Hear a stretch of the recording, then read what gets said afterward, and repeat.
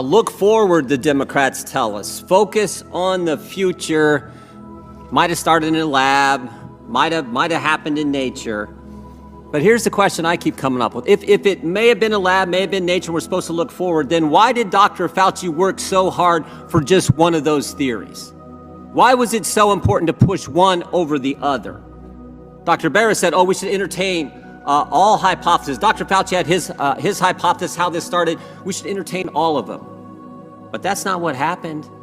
That is definitely not what happened. 3 years ago, if you thought it came from a lab, if you raised that, you were called a nut job. You got censored on Twitter. You were blacklisted on Twitter. You were even called a crackpot by the very scientist who in late January sent emails to Dr. Fauci and said it came from a lab. They called you crackpot. Is that right, Dr. Redfield? I think the most upsetting thing to me was the Baltimore Sun calling me a racist because I said this came from a Wuhan lab. Dr. Redfield, you ran the CDC and you were on the coronavirus task force. Is that right? Correct. That was formed on January 29th, 2020. Is that right? Correct. 2 days later, Dr. Fauci gets an email from Dr. Anderson which says what? Virus looks engineered, virus not consistent with evolutionary theory. Is that accurate? That's my understanding. Next day, I know. Did he share that email with you, by the way, Dr. Redfield? No. As a member of the task force, as the head of CDC, did he share that email with you? No. Okay, next day, February 1st, Dr. Gary sends Dr. Fauci another email. That email says, I don't know how this happens in nature, but it would be easy to do in a lab.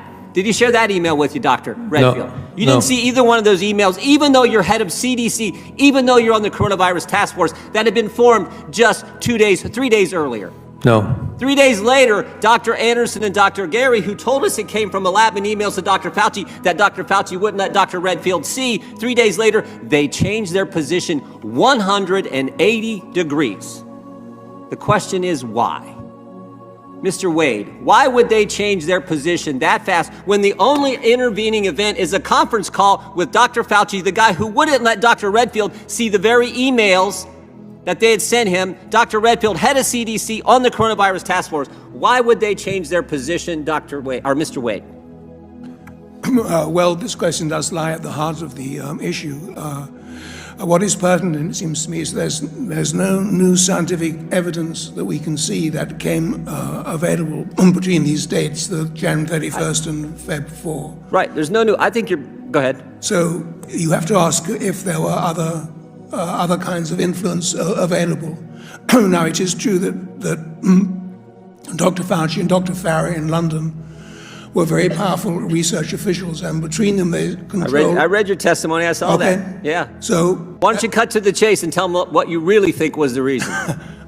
I don't know what the reason was. I know what it was. Go ahead. I'll let you say it, because I read your testimony. I think you said it in your testimony, too. Maybe you're reluctant to say it here, but go ahead. Well, if you're looking at the timeline, on May 21st, just a few weeks after the Nature Medicine article had come out, two of the signatories of the original email to Dr. Fauci, that's Dr. Anderson and Dr. Gary, were awarded a $9 million grant for the... So there's 9 million reasons why they changed their mind. I knew you'd get to it. I read that last night.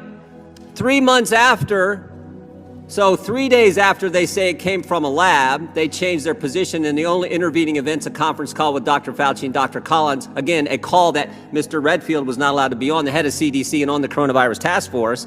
And then 3 months later, shazam, they get $9 million from Dr. Fauci. Well, isn't that something?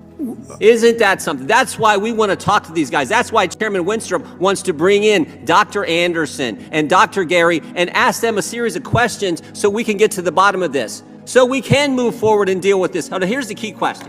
Look, I'm just a common sense guy from Ohio. I majored in wrestling in college, but I got a degree in economics. You're supposed to get a degree when you go to college. I got one in economics. And one of the things they tell you about is a thing called opportunity cost. So when you're spending your time making sure that the country believes only one of these theories, you could have been doing what Dr. Redfield was doing in our government, trying to figure out how we deal with this virus. And what was Dr. Fauci doing? He was trying to cover his backside, and everybody knows it. And that's the part that ticks us off, because this is the highest paid guy in our government getting all kinds of money to tell us things that were not accurate. Because we now know U.S. tax dollars went to a lab in China, a lab that was not up to code, a lab that was doing gain-of-function research, and that's where this thing most came from. And Dr. Fauci had to prove, no, he can't have that news getting out. And that's why he did what he did, to the exclusion of a brilliant guy running our CDC, kept him out of the loop. Keeping him out of the loop probably potentially could have harmed America. That's the thing that ticks us all off. And that's why, Mr. Chairman, this hearing is so darn important, and we get to the bottom of really what happened. You want answers? I think I'm entitled. You want answers? I want the truth! You can't handle the truth!